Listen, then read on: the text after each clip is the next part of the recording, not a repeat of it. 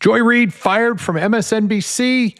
A lot going on at MSNBC. We'll cover that towards the end, but right now let's have some fun. Besides Joy Reid, we have a Tucker Carlson guest appearance as well as a Candace Owen appearance. Let's get to the highlights of the worst of Joy Reid.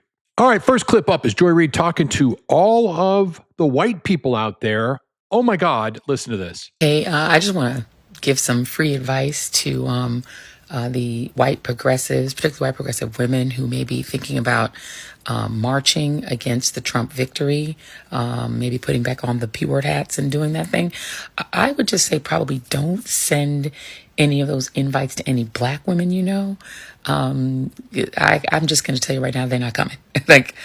I'm pretty sure black women have resigned from the Save America Coalition, Save Democracy Coalition, and definitely the Save the Democratic Party Coalition.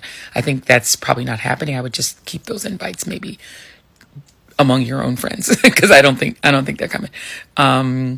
But yeah, I think black women are now on the Save Black Women, Prioritize Black Men. We're going to talk a lot about racial divide, and she just throws it out there for everybody. She wants this divided. I swear, when we get to Tucker Carlson, you're going to find that she didn't have these views all the time. This is made up stuff. So this next clip was right after the election. She's given us advice on how to have Thanksgiving. You right-wingers shouldn't have to suffer the consequences of your votes. You don't want to be around me because I voted for fascism. No fair. I'm coughing on you with COVID, but you want me to wear a mask for your safety? No fair. My body, my choice. Well, here's an alternative thought. Make your own dinner, MAGA.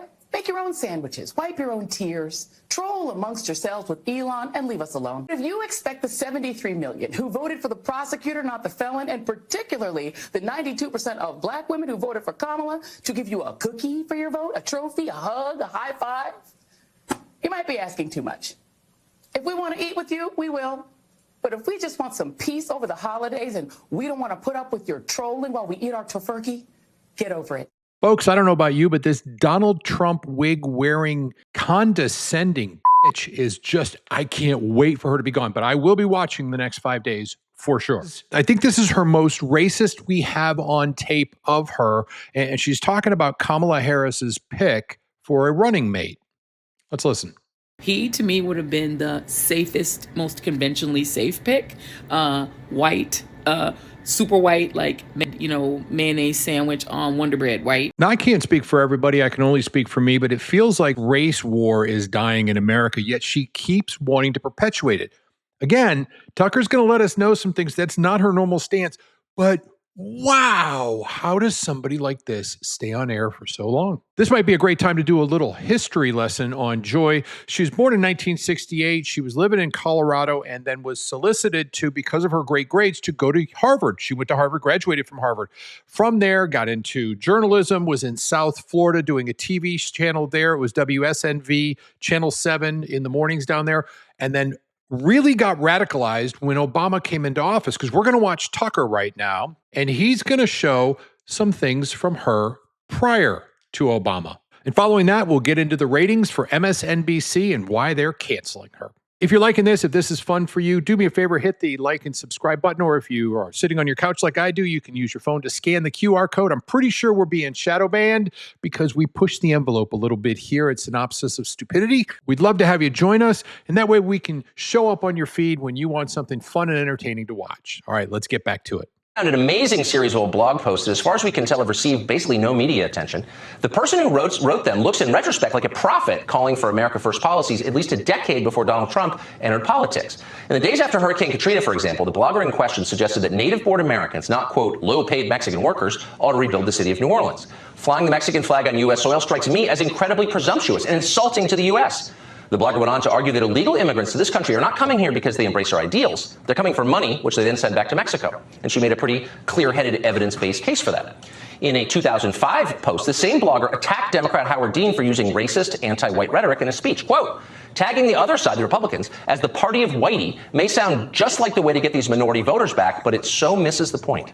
The blogger later scolded Howard Dean for insulting Christians and white Americans.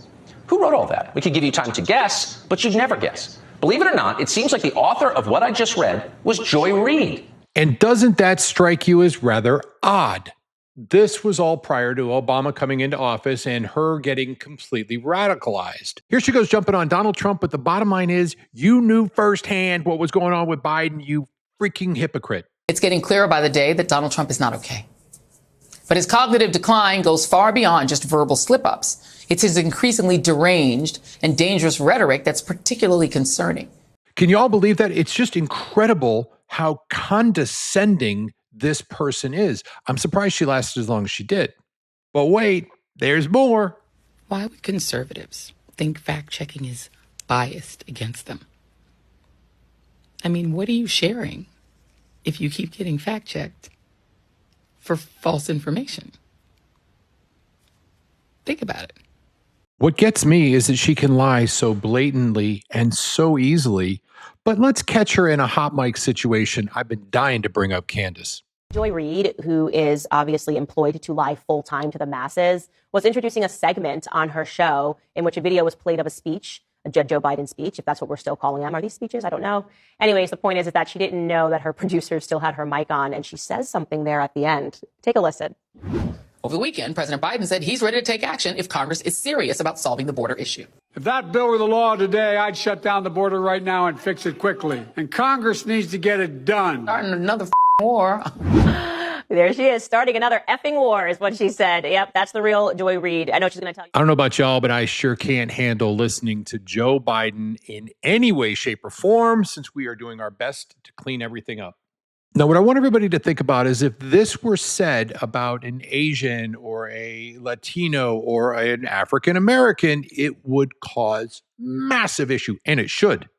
This woman is bad. I would encourage you to watch, just for entertainment value, the next 5 days, because she's going to be on at 7 o'clock on MSNBC, and I'm sure it's going to be painful, and there'll probably be some tears from her too.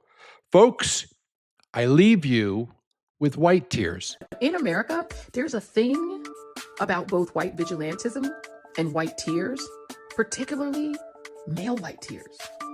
Really white tears in general, because that's what Karens are, right?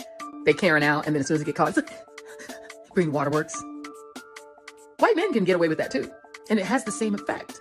Even as the right tries to politicize the idea that masculinity is being robbed from American men by multiculturalism and wokeism, they still want to be able to have their tears. Thanks for joining us at Synopsis of Stupidity. We save you the hours of scrolling and bring you the good stuff that's on social media and in the news. God bless you. God bless America. We'll see you real soon.